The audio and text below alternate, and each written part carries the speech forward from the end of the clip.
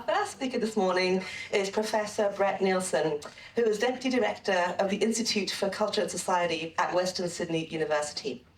Amongst his recent publications are with Sandro Mizzadra, The Rest and the West, Capital and Power in a Multipolar World, from Verso 2024, and with Jason W. Moore, David White, and Sandro Mizzadra, Drowning Capitalism, 3 essays on what to do next, published by V2 Lab for Unstable Media in 2025. Bret, thank you for joining us, and the floor is yours.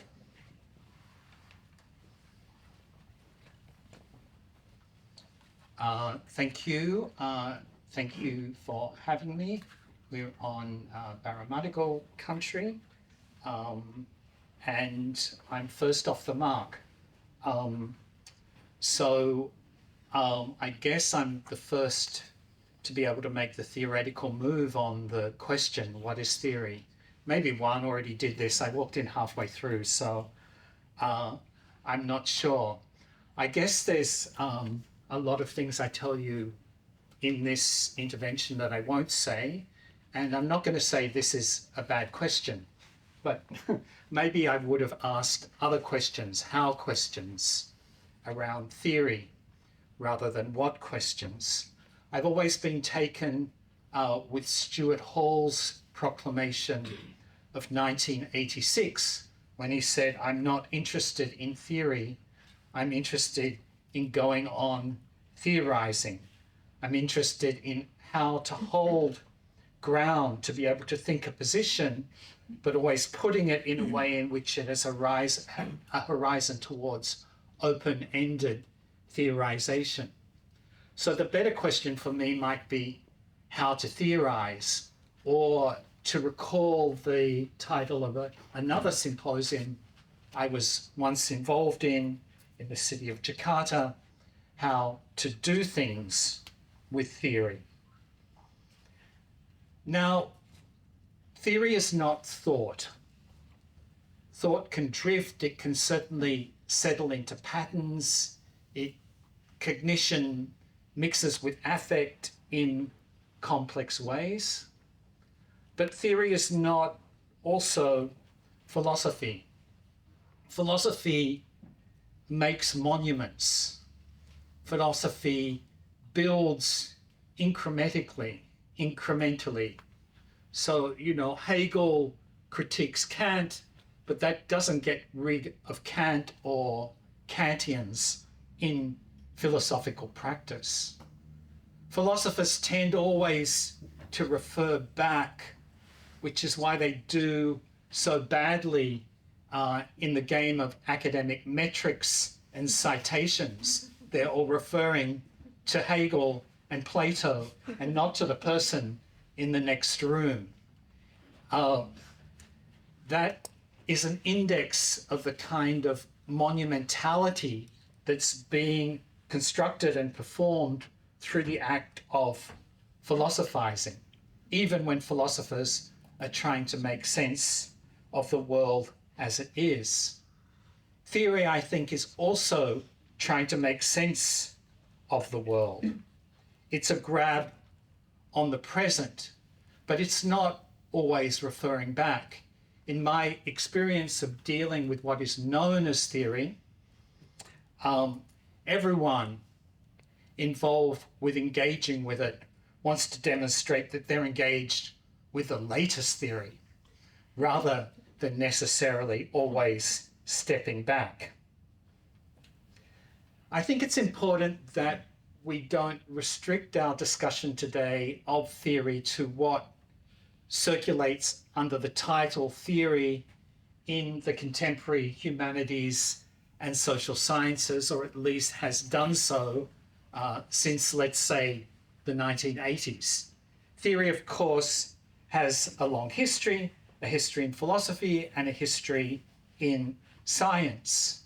In science, theory importantly leads to hypotheses, it leads to falsifications, but also if we think about thinkers like Thomas Kuhn, it leads to theory-based observations. this I think is important, and I will return to it because I never imagine the interface between empirics and theory as a kind of closed circuit.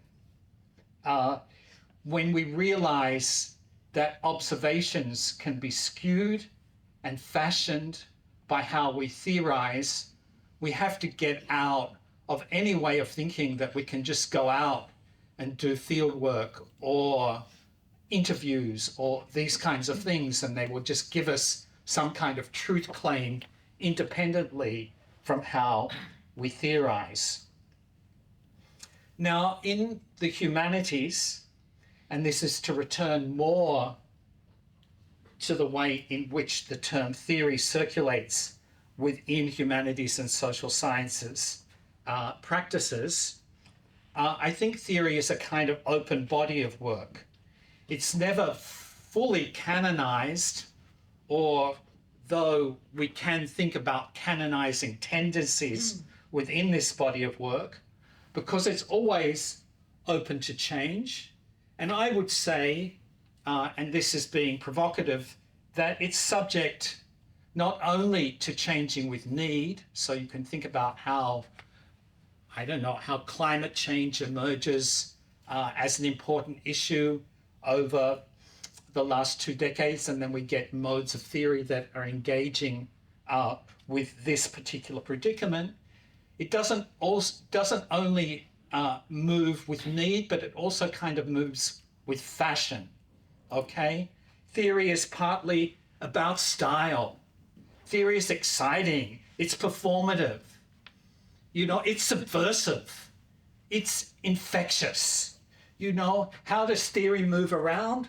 Well, you know, people go to seminars and they hear people talking about theories and they take on what they hear and others take it on. You know, you go out to some seminar and you hear people talking about non-human entities, and then you go to another one and you hear someone else is giving a paper on, you know, a turtle or a microbe or a silicon chip, and you think, I've got to get into this too. How am I going to move this into my PhD space? And suddenly, you know, you take on that kind of mode of theorizing. I always think it's a bad sign when I'm working with a PhD student and they say to me something like, I'm using Foucault, I'm using Deleuze, I'm using Foucault to understand, I don't know, gender fluidity amongst cheesemakers in the southern Riverina district of New South Wales. You know, I always say, why don't you use gender fluidity amongst cheesemakers in the southern Riverina district of New South Wales to tell me something about Foucault? What's the theoretical yield of your investigations of these gender fluid cheesemakers? You know, how are you feeding into this? You don't use theory in that way. You've got to work through the world and the sensorium in which you're engaging and think about how theory meshes that and moves through that. Research is not just about a theoretical yield, but these are the kinds of dilemmas people are signaling when they talk about grounded theory. You know, theory is a challenge. It's a challenge to dull empirical practice. You know, if you think about ethnographic practice, and you know, many people engaged in current PhDs will be thinking in this way, even if all they're doing is 15, you know, unstructured qualitative interviews. Whether that qualifies as ethnography, let's leave that for another seminar. But if we reach back to this idea of theory-based observation, you're not getting out of some kind of theoretical circuit when you go and do those interviews. I like this quote from the anthropological theorist George Marcus, who says, what is unique to ethnography, I believe, is the building of ideas and its concepts and theories from those of its subjects and found partners in fieldwork. In this sense, theory is a primary form of data, not its result, but as such it must be located in the sites and situations of fieldwork. So it's not that you go out there and you do fieldwork and you come back with a set of notes or a bunch of digital photographs, and then you move it into some kind of academic space over here, which is the space of theory. Okay? You've got to be thinking through these ideas and finding ways of committing translations and so forth when you're involved in that very work. That said, theory does have its purposes within a more academic space. To some extent, it's a form of diplomatic language, okay? So often we talk across disciplines, talk across topics, or we talk across contexts through theorizing, okay? So I might travel to Taiwan, or I might travel to Germany, where people are working in a very different context. You know, I work in a university that celebrates its regional and local engagement. But when I go to those places, they're not concerned about Western Sydney. I might be, but how do I talk to them? How do I link what I'm doing with what they're doing? Theory provides a kind of bridge and diplomatic language in those academic settings, which allows us to find some common ground and commit translations. I also think of theory as a kind of curatorial practice. You know, this is getting towards the toolbox idea, the bricolage idea. I like to think of theory as building a kind of installation. This is harking back to what I was saying about philosophy. An installation has to stand up, but it's going to come down, okay? When you do theory, you don't have to think, you know, in 5 years' time, in 20 years' time, am I still going to be, you know, pursuing this kind of theory in a way that's consistent with what I'm doing now? It has to be fit for purpose with what you're doing now. You know, nobody's really going to go back and check and say, you know, Ehab, in that paper you wrote 10 years ago, you were pushing this theory and now you're saying that you're a fake. You know, it doesn't really happen that way. Maybe if you're practicing philosophy, you might get into those kinds of dynamics. But theory is more open. It's about selecting named bits from various theoretical and philosophical sources and putting them together in a kind of installation. That said, I think something needs to be said in closing about theory as it has circulated since the 80s in the Haas disciplines. And that is this.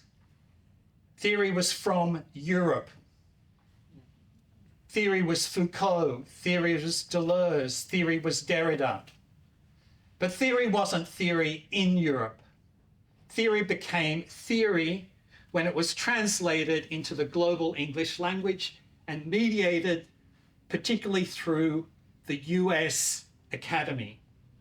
You know, maybe Judith Butler qualifies as theory in that kind of circuit. I would say, you know, yes. Okay, but mostly this was the kind of trajectory. Does this work in the contemporary world?